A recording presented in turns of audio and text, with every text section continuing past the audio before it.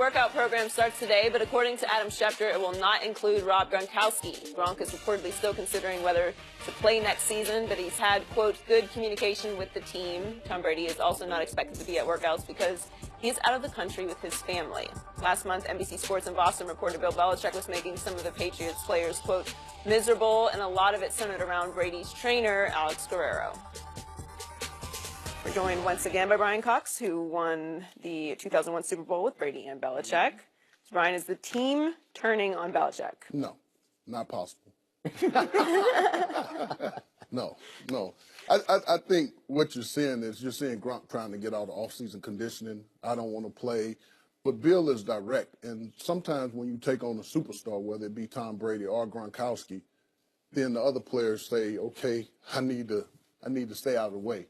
And, you know, Bill is smart enough to know when you have players that you depend on in the playoffs and coming off of long seasons, sometimes you give them a little leeway and let them miss a couple things so that they can get their bodies right, get their minds right, and come back full-fledged, ready to go. I think this has, with Gronk, I think this has more to do with a contract than him possibly retiring. Because he's clearly outperformed the contract that he signed 3 or 4 years ago. But it seems to me that the Patriots are unwilling to renegotiate. But how high can you go? If Tom Brady's making $15 million, Skip, you give Gronk 16, you give Gronk 17, and that's the problem that you're going to run in with the New England Patriots as long as Tom Brady's on that roster, because Tom Brady has always played for less than market value. Yes. So how can anybody else get market value if the best player in the NFL, arguably in the history of the game, has played for less than market value? Coach Belichick said, "Man, get out of my office. You see what I'm paying Tom Brady? You think I'm about to give you more than him? Get out of my office." Who represents Gronk? I have no idea. I think Rosenhaus, if I'm Yes, that could possibly be. That's one of his marquee trademarks. Let's play with it. Let's bring up retirement. You can go with that. That's the whole story. Coach Belichick says, okay. It ain't gonna happen. It's not gonna happen. I've been around Bill Belichick, you know, the 2 years in New York as my coordinator, the 1 year as a head coach. The man is smart.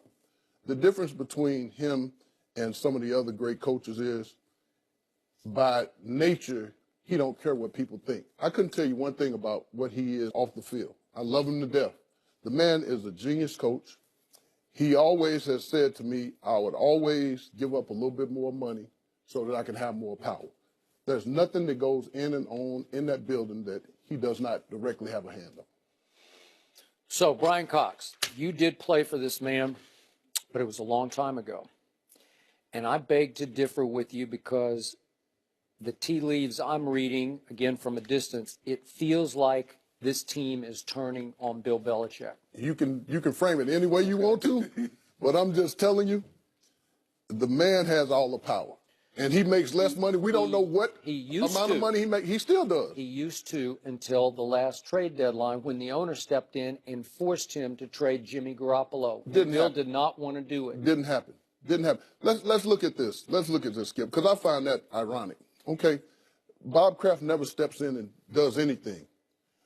You have to trade Garoppolo at that point, because if you don't trade him at the deadline, he walks away at the end of the year and you get nothing. They got a couple draft picks for the guy.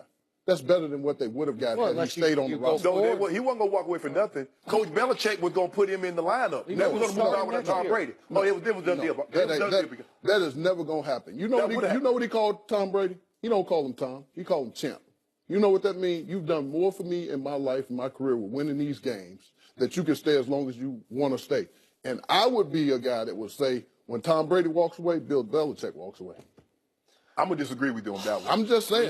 I'm just saying. I think Bill he saw an opportunity to prove he could go win a Super Bowl without Tom Brady. No. He was going to push him out the back door into the sunset. And if he landed somewhere else, San Francisco, wherever else Tom wanted to finish, like Joe Montana finished in Kansas City, we can go on and on. A lot of great quarterbacks had to finish elsewhere. Bill wanted him to finish elsewhere. No. And the reason why I say that this was a Bill Belichick decision, the only organization that he holds in a higher regard than the New England Patriots, the New York Giants, that job was open this year. If he was made to do something, he would have jumped ship and went to the Giants. End of story. I think there was a lot of that going on. I think that had No, because if it was going on, possibilities. he would have just bolted. You know? That's the way Bill Well- does business. He said, I'm out of here. So then Bill bolted on the Patriots because he basically gave Jimmy Garoppolo away for a second-round pick when Cleveland would have offered a high first because they had 1 and 4, maybe that fourth overall pick. And he said, I didn't want to send Jimmy to an organization like Cleveland, or that was the report. He didn't say it publicly. He did right by him. But at the end of the day, again, it's Bill's decision. Robert Kraft, the best thing he does is the Bill Parcells and Bill Belichick school are owning. You own the team, I'll coach the team. You step in the box, I run the organization. That's the way it has been. That's the way it always will be. There's a big bombshell ESPN report that said that Robert Kraft ordered him to trade Jimmy Garoppolo. And I don't believe it. Well, okay. I don't believe So it. then we come full circle to the Super Bowl, and it sure looked to me like Bill Belichick sabotaged their ability to win Tom Brady's 6th Super Bowl because he did not play Malcolm Butler, who played 98% of the defensive snaps. He didn't play him one play in the Super Bowl. And a bunch of Patriots, including Damian Amendola, who's now with the Miami Dolphins, are speaking out against Belichick like, what was that? Because we got no explanation, and it made no sense. Because they don't need an explanation. I'm the boss. That's why I said it. That's what we're doing. Period.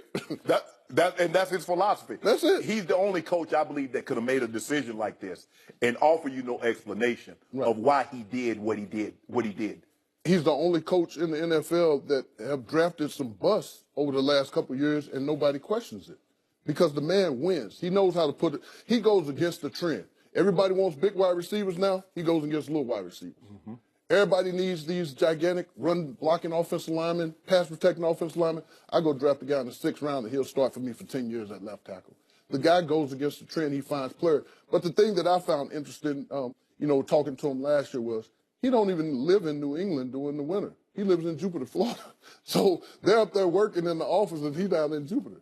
I can't blame him for that, but Well, I want to know one thing. It's been something that gnawed at me for a long time. What the hell happened to the Falcons in that Super Bowl? Since you up there laughing and talking all this, what happened? Hey, man. You were the D-line coach. Why couldn't you continue to put pressure on Tom Brady? Hey, man, we set 3 Super Bowl records. My guys played as hard and as well as they could. I think I failed them in the sense that I didn't play enough guys early to keep my guys fresh.